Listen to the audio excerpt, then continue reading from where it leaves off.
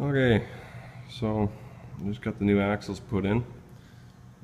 Sprayed my exhaust, so that's drying right now. So here's a bit of a sound clip as to what a stock Outlander 800R exhaust sounds like.